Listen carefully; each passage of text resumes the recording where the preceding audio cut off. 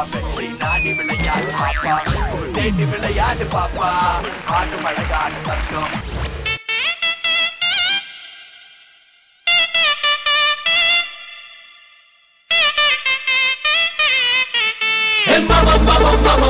மாம்பழந்தாண்டோ மாம்பழந்தாண்டோ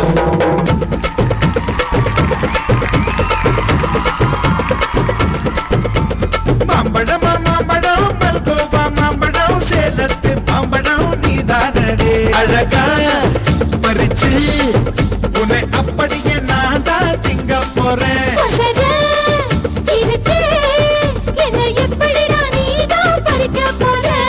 அணிலாக மாறினான் அழகாக தாவினான் அங்கங்க உன்னை கடிக்க போறேன் தீர்மானம் பண்ணி நீ தீர்த்து கட்ட துணிஞ்சு நீ என்ன சுத்தி வார தாரே தாரே